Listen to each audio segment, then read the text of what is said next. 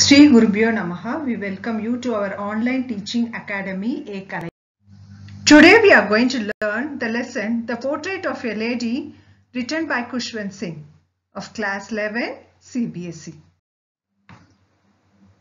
Khushwant Singh was born on 2nd February 1950. He was an Indian author, lawyer, diplomat, journalist and politician. His experience in the 1947 partition of India inspired him to write Train to Pakistan in 1956, which became his most well-known novel. He has won the Padma Bhushan, Padma Vibhushan and Punjab Rattan award. Now we'll move on to the line-by-line explanation of this lesson. My grandmother, like everybody's grandmother, was an old woman. She had been old and wrinkled for the 20 years that I had known her. People said that she had once been young and pretty and had even had a husband, but that was hard to believe. My grandfather's portrait hung above the mantelpiece in the drawing room. Here, the author talks about his grandmother.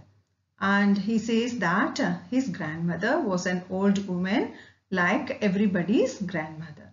She had been old and wrinkled for the 20 years that I had known her. Here, old and wrinkled means having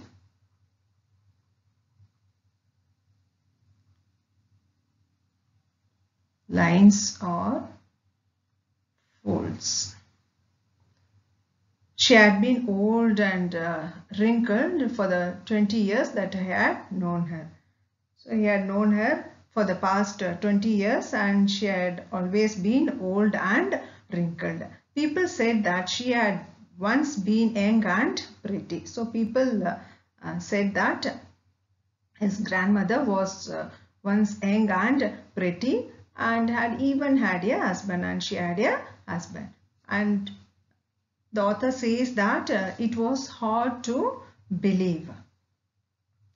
My grandfather's portrait hung above the mantelpiece in the drawing room. So the author's grandfather's portrait was hung above the mantelpiece in the drawing room. Portrait means here photograph. Mantelpiece here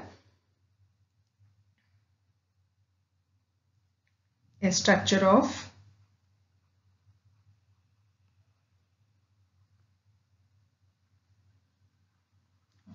wood, marble or stone above the fireplace. Above.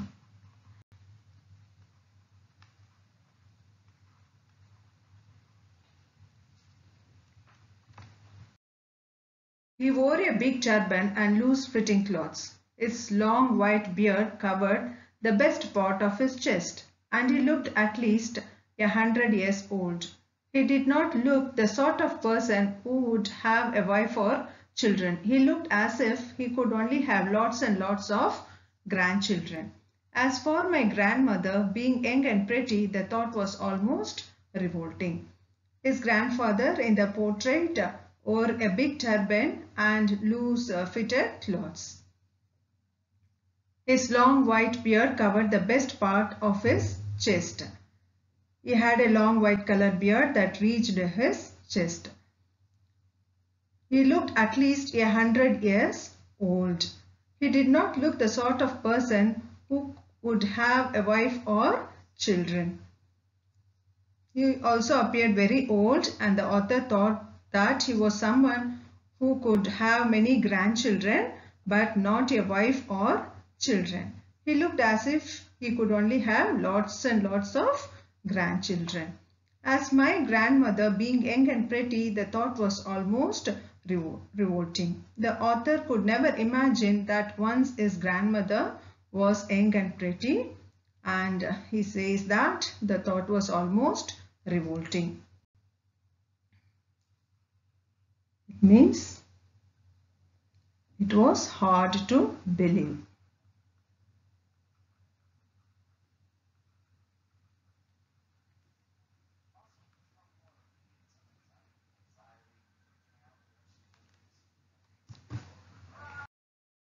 She often told us of the games she used to play as a child.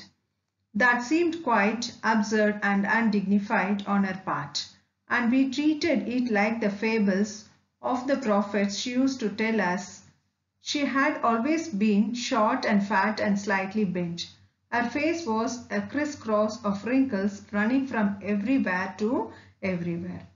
So here she often told us of the games she used to play as a child here.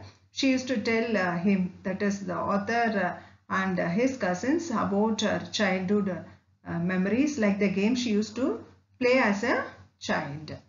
That seemed quite absurd and undignified on her part. They found these stories absurd. Absurd means illogical.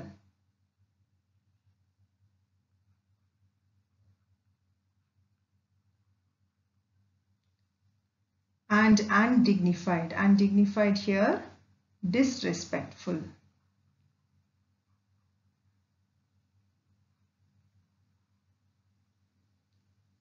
So that seemed quite absurd and undignified on her part. They found these stories illogical and disrespectful because it was beyond their imagination to think that grandmother was once a child and played such games.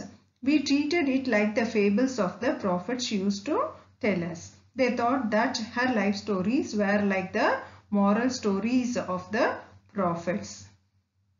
She had always been short and fat and slightly bent. She was a short woman, a fat and a slightly bent forward lady. Her face was a crisscross of wrinkles running from everywhere to everywhere. So her face was covered with wrinkles all over the face. No, we were certain she had always been, as we had known her, old, so terribly old, that she could not have grown older and had stayed at the same age for 20 years. She could never have been pretty, but she was always beautiful. She hobbled about the house in spotless white, with one hand resting on her waist to balance her stoop and the other telling the beads of her rosary. So no, we were certain she had always been as we had known her, and they were certain that she had always been at the same age, and she was old, so terribly old that she could not have grown older, and she had stayed at the same age for 20 years. She could never have been pretty, but she was always beautiful. So according to the author, she was beautiful but not pretty. She hobbled about the house in spotless white, with one hand resting on her waist to balance her stoop. She hobbled here means walked in an awkward way.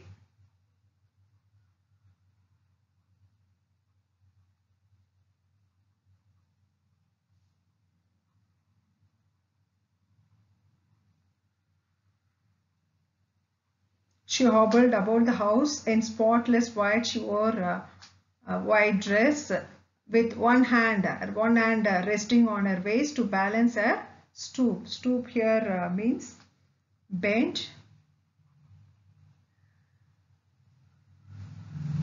One's body forward.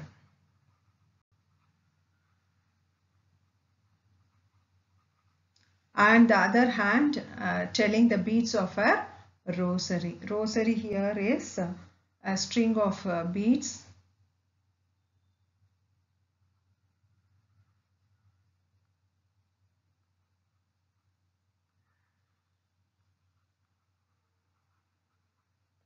For keeping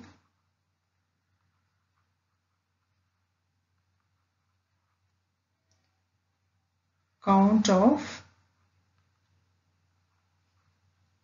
number of chants.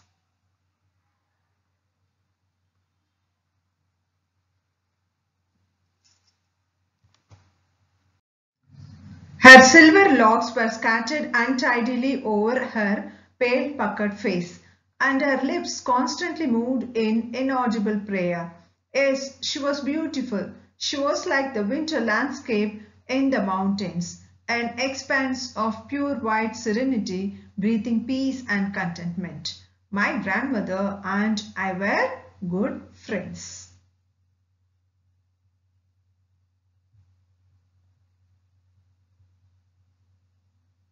Here, her silver locks were scattered untidily over her pale puckered face. Her silver locks is silver colored hair.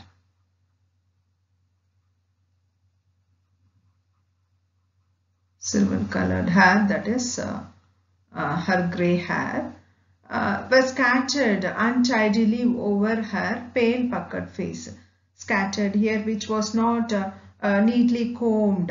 You can see the picture here.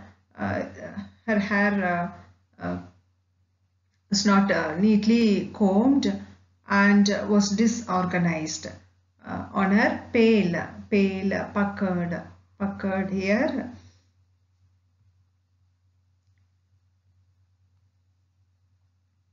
A face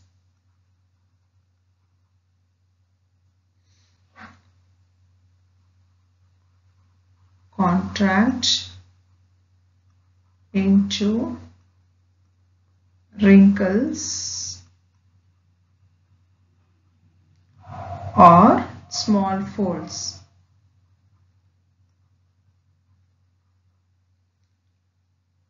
So her silver silver colored hair was scattered untidily over her pale puckered face, and her lips constantly moved in inaudible prayer. She was constantly chanting inaudible prayer, silent prayer. Yes, she was beautiful. The author says that she was not pretty, but she was beautiful. She was like the winter landscape in the mountains, an expanse of pure white serenity. And the author compares his grandmother to the winter landscape in the mountains. That is mountains covered with snow. And the expanse of pure white serenity is the state of being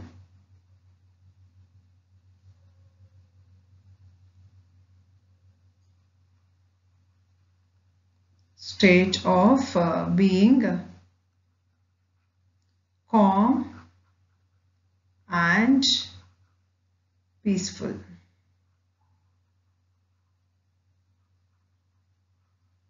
State of being calm and peaceful. Okay, she was like the winter landscape in the mountains, and she looked like an expanse of pure white serenity. And she radiated a sense of serenity, breathing peace and contentment. Contentment is here a state of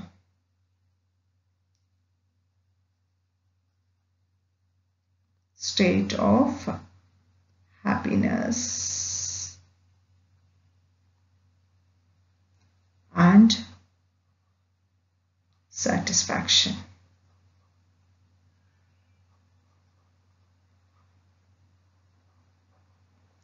And they were good friends.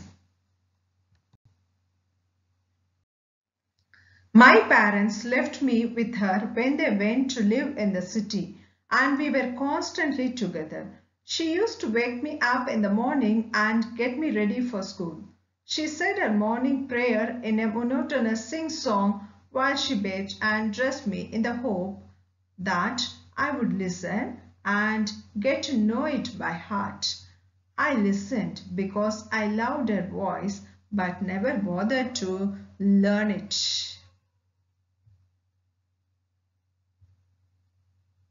So here my parents left me with her means his parents left him with her to settle in the city.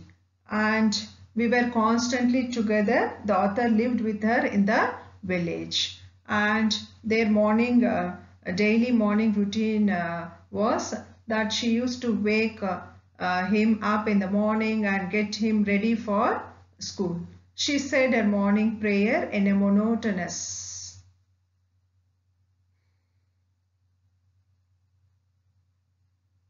dull and boring.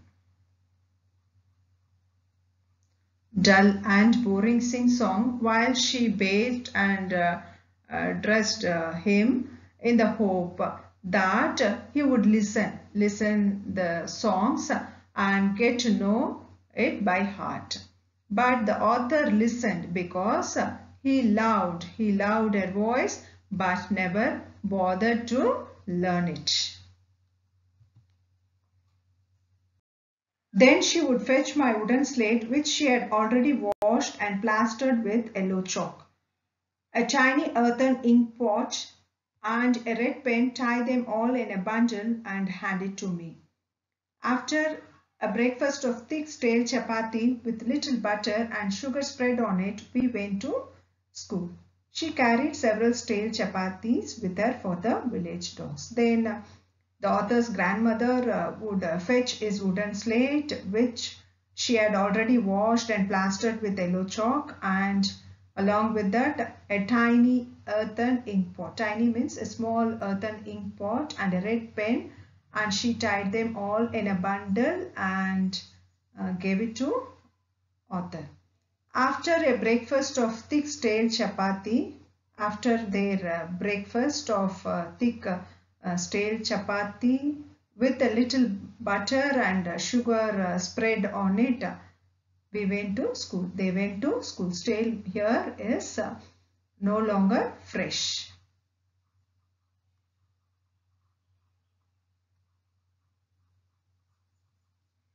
And she also carried several stale chapatis with her for the village dogs.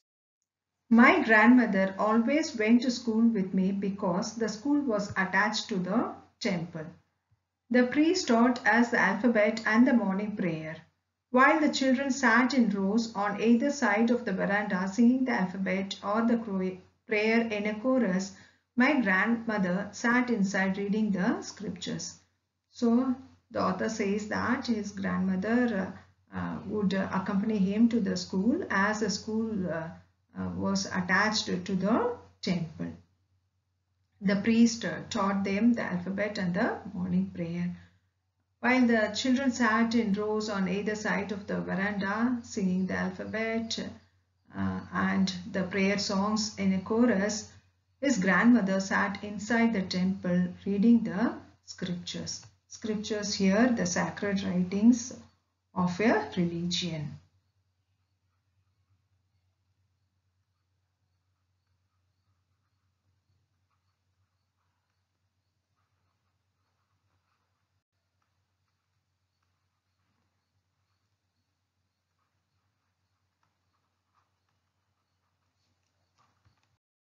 When we had both finished, we would walk back together. This time the village dogs would meet us at the temple door. They followed us to our home, growling and fighting with each other for the chapatis we threw to them. When my parents were comfortably settled in the city, they sent for us. That was a turning point in our friendship. After finishing, they would walk back home together.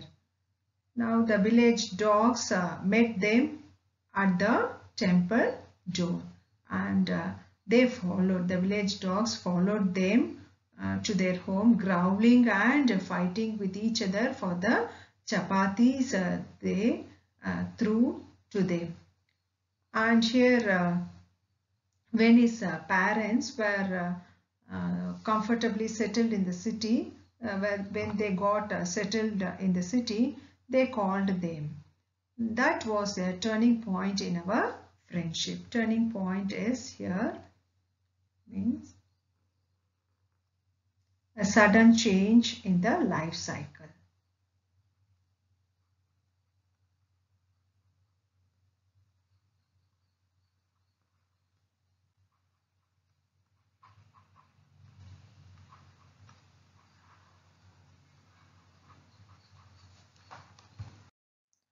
Although we shared the same room, my grandmother no longer came to school with me. I used to go to an English school in a motor bus. There were no dogs in the streets, and she took to feeding sparrows in the courtyard of our city house. Although they shared the same room in the city house, she no longer gave company to the author to his school. He started going to an English medium school, and a motor bus would come to pick and drop him. So the author's grandmother started feeding the sparrows in the courtyard of their city house.